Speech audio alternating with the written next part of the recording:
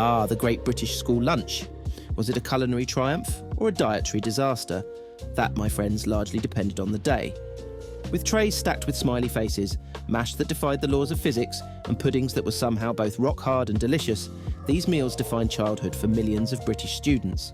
But what made them so memorable? And how have they evolved over the years? Let's grab a tray and dive in. Let's take a moment to step back into the school dining hall of the 80s, 90s or early 2000s. Can you smell it?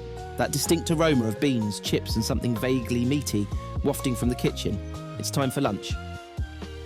A typical school meal was equal parts iconic and questionable.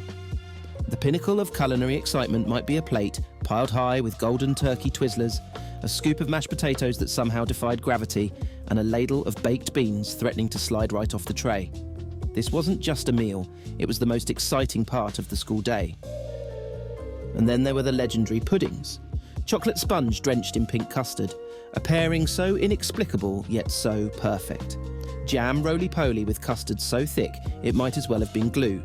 Cornflake tart that crunched as much as it crumbled. These weren't just desserts, they were the moments you'd been waiting for all day.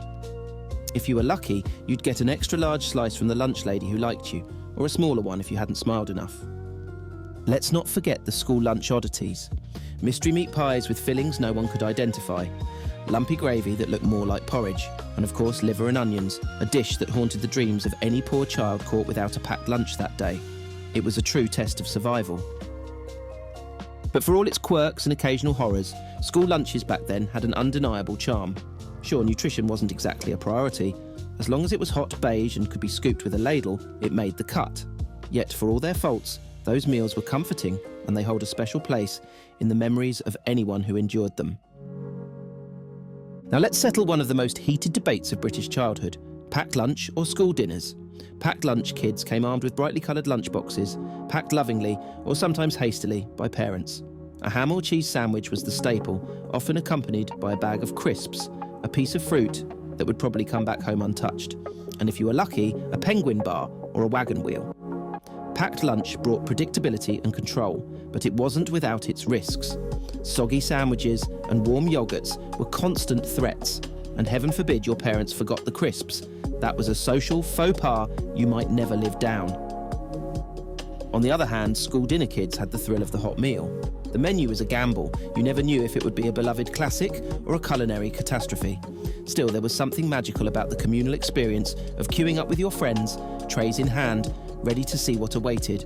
And let's be real, getting a good pudding day made up for almost anything. And then came the lunchtime economy. Snack trading was an art form, with packed lunch kids swapping penguin bars for school dinner desserts. A wagon wheel could command serious power in the playground, and kids with particularly exciting packed lunches often found themselves surrounded by would-be snack traders. It was the original stock market, and the stakes were high.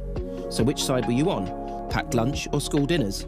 One thing's for sure, the debate is as alive today as it was back then. Fast forward to the mid-2000s when the world of British school lunches faced its biggest shake-up. Enter Jamie Oliver, celebrity chef and self-proclaimed saviour of British children's diets. His mission? To rid school lunches of unhealthy processed foods and introduce a new era of nutrition. His first victim, the Turkey Twizzler. Once a beloved icon of school dinners, the Twizzler was declared public enemy number one. With one swift campaign, Jamie Oliver erased it from school menus, and with it, an entire generation's joy. But the changes didn't stop there.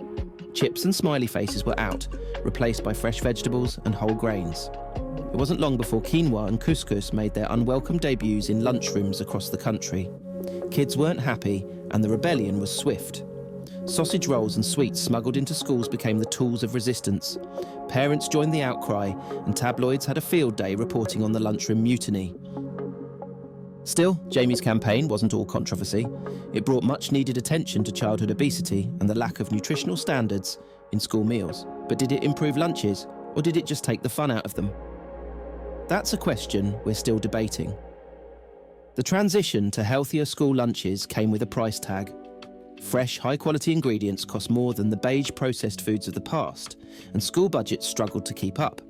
Meal prices rose, leaving parents wondering if the changes were worth the added expense. Government initiatives like free school meals for younger children have helped alleviate costs for some families. But with rising food prices and tight funding, many schools find themselves stuck between quality and affordability. And so the question remains, are today's lunches genuinely better, or are they just more expensive versions of something less fun?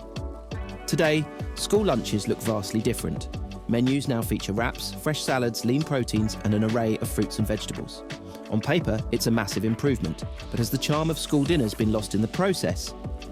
There's no denying that modern meals are healthier, but they're also more structured, more serious, and some might argue less enjoyable. Kids still find ways to sneak in chocolate bars and crisps, proving that even the best intentions can't compete with the power of snacks. For all the progress, there's still a sense of nostalgia for the simpler, more chaotic meals of the past. Maybe it's the memories, or maybe it's the fact that, as kids, we didn't care about quinoa, we just wanted chocolate sponge with pink custard.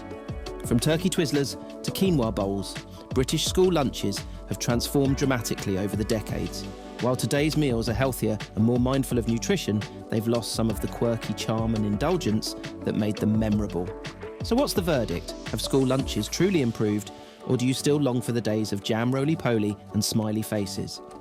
Let me know what your favourite school dinner item was in the comments. There's one thing for sure, this debate is far from over.